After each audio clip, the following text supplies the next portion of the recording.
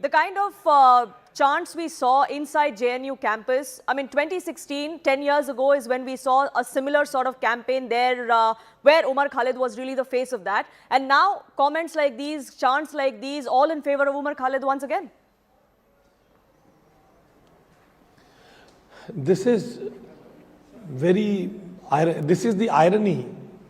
A premier institute like JNU and the student leaders, they are chanting these kind of slogans in the support of anti-nationals is really an irony.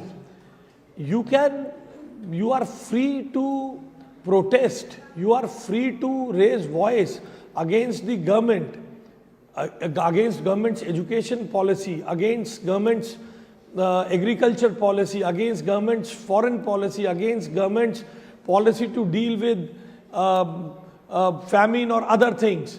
But you cannot be allowed to raise voice for the people who want to disintegrate the country. How can one support Sharzil Imam and Umar Khalid, who wanted to destroy the country, who wanted to clog the chicken neck and cut the northeast from the country? This cannot be permitted. And chanting slogans in their favor or chanting slogans like Modi Shah ki kabar khudegi in their favor amounts to deshdroh. I strongly condemn this, and I appeal the student leaders there to restrain from these kind of activities, because this brings a bad name to such a premier institute like JNU and the national capital too. But Mr. Sood, the JNU student union has come out and said that we didn't mean any of these as literal threats against anyone. This is freedom of speech. It was a metaphorical mention that we had to do, and there's nothing wrong in that, that we have our right to speech, we have our right to protest as well. So why pull up, why haul us up for that? Metaphorical mention was made protesting against the cancellation of bail to Umar Khalid and Sharzil Imam.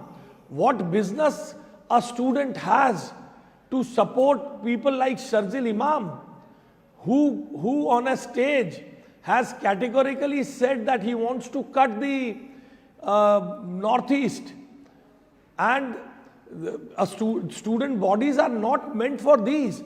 Student bodies can raise protest against the people in administration, may that be Prime Minister, Home Minister, Education Minister, Finance Minister, anything. But they cannot be permitted to raise slogans in favor of those who have been facing charges of treasury. But you know, it's not just the students' union or students that are affiliated with this left-wing students' union, Mr. Sood. We also have politicians. In fact, TMC is the latest one. Mahua Moitra also came out this morning and sort of penned a tribute, so to say, for Umar Khalid, going on to say that he too will rise. I mean, do you think that's something that emboldens this kind of narrative, this kind of behavior inside campuses? These people were finding a very big leader in Kanhaiya Kumar in 2016. These were the elements who promoted them. Kanhaiya has done his part in politics. I have nothing against Mr. Kanhaiya Kumar. But these people, when they are not able to fight the policies of the central government, when they are not able to match the leadership of the Honorable Prime Minister and the Honorable Home Minister and the government being run in their leadership, the NDA government being run in their leadership, then these people come out with such slogans to make themselves relevant. Maybe it is for the people of the country if they want to side with Umar Khalid. But I find it a larger design to destabilize the governance in this country. Few days ago, the mayor in New York was saying about talking about Umar Khalid. Yes. And now these politicians join the bandwagon. So I personally, I feel I find this as a very big design, big design to destabilize the governance in the country.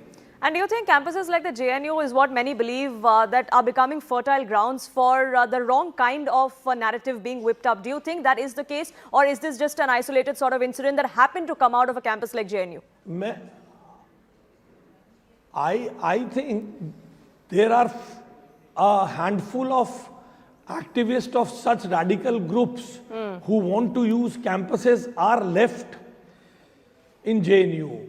Largely, the nationalist student organizations like ABVP and others have gained good ground in JNU, but to make themselves relevant, a handful of activists who have been left behind keep raising these kind of slogans. I don't think JNU is a nurturing ground for these elements. The law of the land and the campuses and the general students are aware enough to eliminate or alienate, not eliminate, alienate these kind of people in the campuses. I don't think we should paint the whole JNU like this. There are nationalist organizational, nationalist students. There are good people who have contributed for the country in many forms from JNU. But these handful left will soon be alienated. You're also the Home Minister of Delhi, sir, which is why I want to ask you this. Another instance that came to the fore was the drama that we saw, the stone pelting, the kind of violence that we saw earlier this morning during a demolition drive that was conducted by the police, that was conducted on court orders. Why do you think such instances happen in Delhi? Look, there are certain elements. As I said, there are few elements who want to destroy the harmony and the other social fabrics of the country and the city. As you have said, some demolition has taken place around Ilahi Masjid in Turkman Gate on the court orders. Delhi government has nothing to do with it. It is done on the behest of the court orders, on the directions of the court.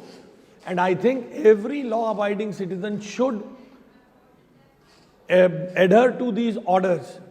We have all the options in the country to approach the courts to get other reliefs.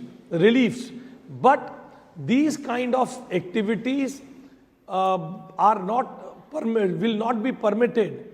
I, from your channel, through your channel, will request the people of Delhi, particularly people in Turkman Gate and adjoining areas, to restrain themselves, being prey to the various rumors being spread. Ilahi Masjid is intact. No one has touched even a small particle of dust from the Ilahi Masjid. It is intact. Only the adjoining structures which were illegally built, some business establishments which were illegally built, have been demolished at the orders of the court, not by Delhi government. So then do you think that there was some sort of nudging, maybe politically as well, to those people to try and take law into their own hands and indulge in stone pelting? Because like you said, I mean, the mosque wasn't supposed to be touched. That was not a part of the order or a part of the directive for those enforcing that court order.